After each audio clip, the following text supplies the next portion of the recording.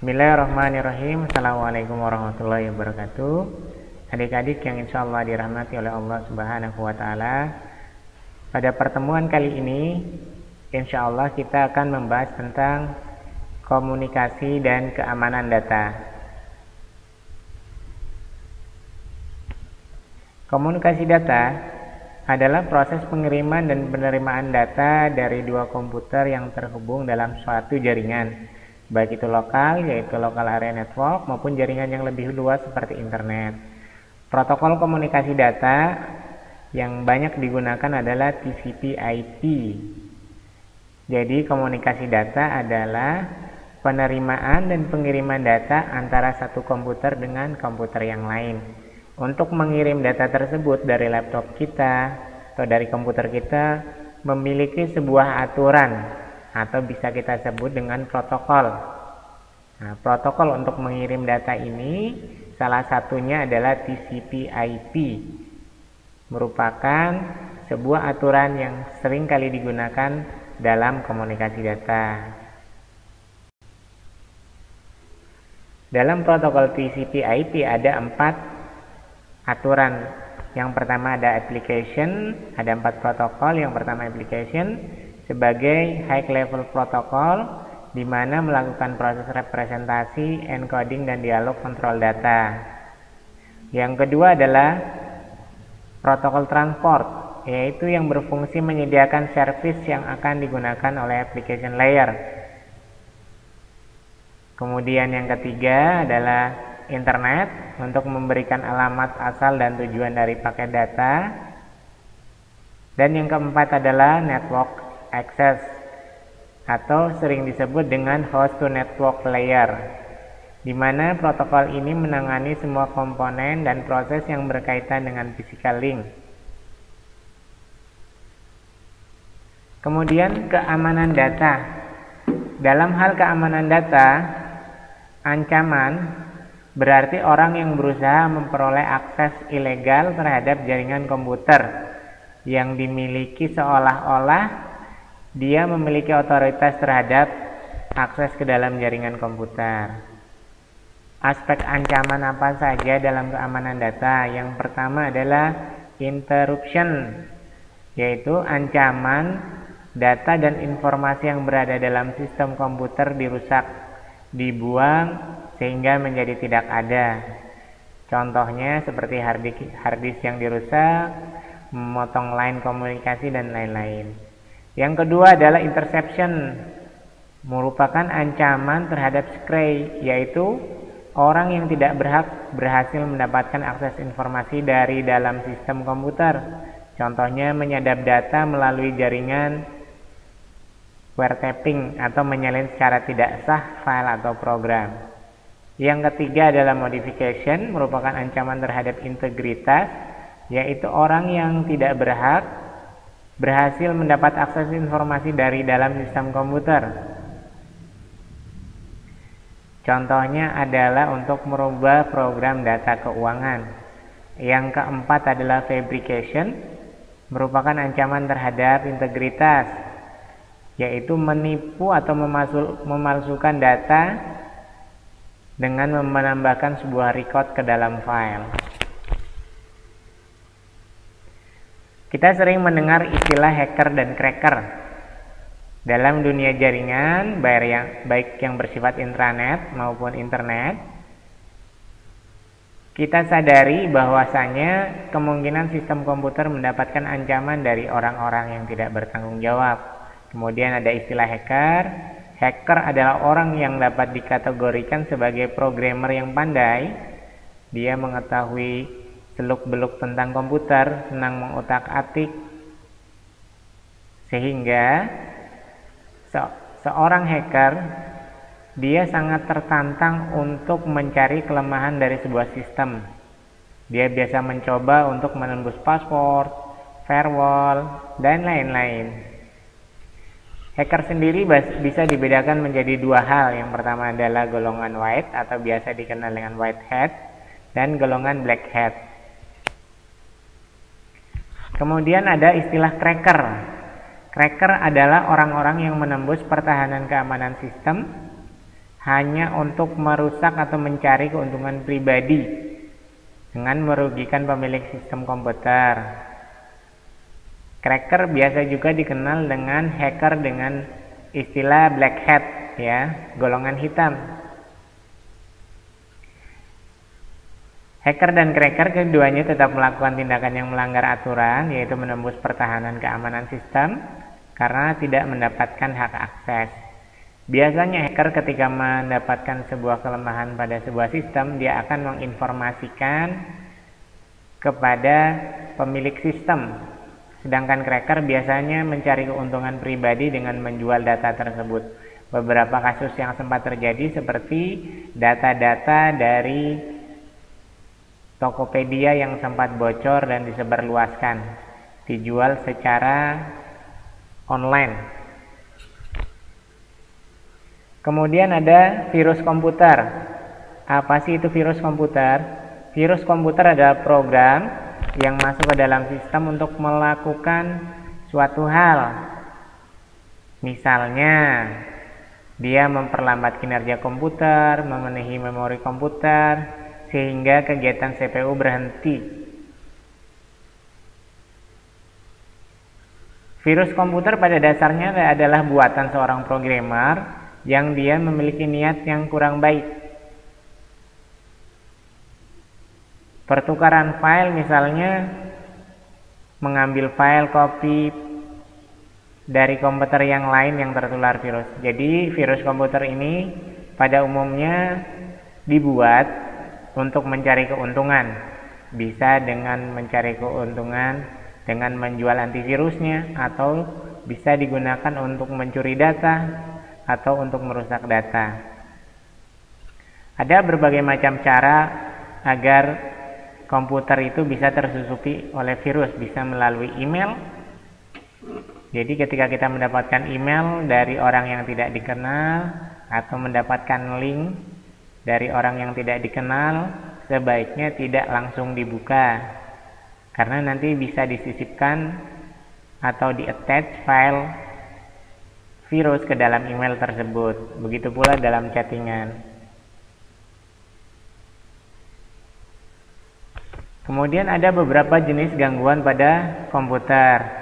Yang pertama adalah DOS atau Denial of Service, yaitu serangan yang bertujuan untuk menggagalkan pelayanan sistem jaringan kepada pengguna yang sah. Ini biasanya pada situs-situs tertentu, agar situsnya tidak bisa diakses, maka akan dilakukan DDoS, ya, Denial of Service. Ketika traffic menuju website itu penuh, maka dia tidak bisa diakses karena menggagalkan fungsi jaringan. Yang kedua adalah backdoor, merupakan suatu serangan yang biasanya dari sebuah software yang baru diinstal dengan sengaja membuka sebuah akses di luar akses utama.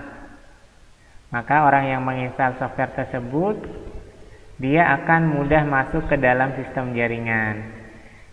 Yang ketiga ada spoofing, yaitu usaha dari orang yang tidak dikenal atau tidak berhak memalsukan identitas ke dalam sebuah jaringan seakan-akan dia adalah user yang berhak. Kemudian ada istilah man in the middle, yaitu seorang yang menempatkan dirinya di antara dua orang yang sedang berkomunikasi melalui jaringan. Ya, bisa melalui alat penyadap. Ketika ada orang berkomunikasi, dia memasang alat penyadap untuk merekam percakapan tersebut dan lain sebagainya. Kemudian ada istilah replay, yaitu informasi yang sedang dikirimkan, didistribusikan dalam jaringan, dicegat oleh penyerang. Jadi kenapa sering terjadi gangguan-gangguan? Karena memang komunikasi data antara komputer yang satu dengan komputer yang lain, dia memiliki alur, ya, memiliki tempat pengiriman data. Jadi biasanya ketika data yang dikirimkan itu sebelum sampai pada penerima, akan dicegat di pertengahan atau di antara pengirim dan penerima. Kemudian ada istilah session hijacking, yaitu penyerangan sesi TCP yang sedang berlangsung antara dua mesin dalam jaringan yang diambil alih oleh hacker atau dirusak ataupun diubah. Kemudian ada DNS poisoning, domain name server poisoning ya. Jadi merusak isi DNS sehingga semua akses yang memakai DNS tersebut tersalurkan ke alamat yang salah. Ada banyak sekali istilah-istilah yang bisa kita pahami. Ada social engineering, password guessing, brute force, wardialing. Ini menggambarkan bahwasanya keamanan data dalam dunia maya itu sangat rentan. Sehingga kita tidak boleh untuk begitu mudah untuk mengekspos data-data pribadi. Misalnya alamat, nomor telepon, tempat tinggal kepada orang-orang yang tidak kita kenal, karena bisa dimanfaatkan untuk hal-hal yang tidak baik tentunya. Misalnya dalam beberapa kasus ada orang yang ketika bermain sosial media dia menampilkan lengkap dengan alamat rumah, nomor telepon, terus update, misalnya dia update informasi, waduh lagi sendirian nih di rumah. Nah, ketika ada orang-orang yang berniat jahat, dia mendapatkan informasi tersebut di sosial media, wah ini bisa saya rampok misalnya, karena dia sedang sendirian di rumah. Di situ terlampir jelas alamatnya, sehingga kita tidak perlu mengekspos hal-hal yang sifatnya pribadi, atau kita mengekspos tentang keluarga yang akan memancing cybercrime ya, kejahatan cyber, kejahatan dunia maya. Perlu kita waspadai. Ada email trojan dan lain-lain. Berikut ini Bapak akan tunjukkan sebuah video tentang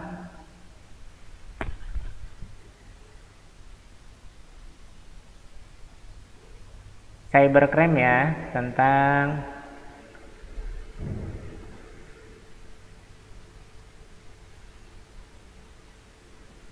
hacking.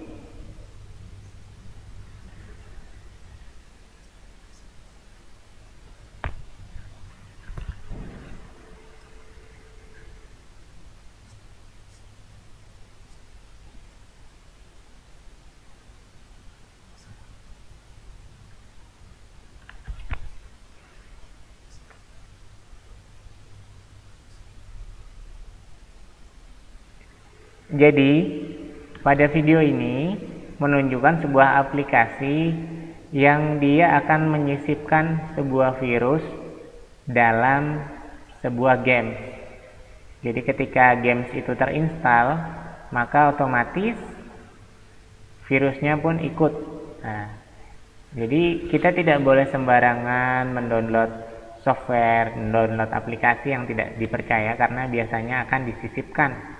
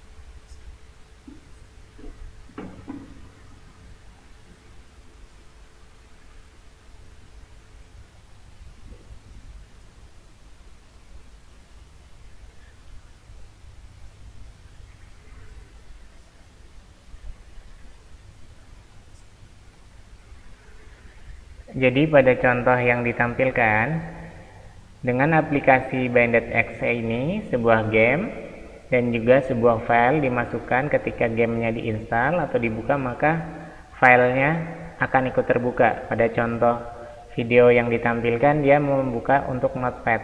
Tapi pada kasus-kasus untuk kejahatan, biasanya dia melampirkan virus atau melampirkan file-file lain yang merusak, sehingga kita perlu berhati-hati atau perlu mewaspadai kejahatan dunia maya atau cybercrime. Demikian adik-adik video tentang keamanan data. Insya Allah akan kita lanjutkan dengan materi yang lain. Silahkan disimak, dipelajari. Assalamualaikum warahmatullahi wabarakatuh.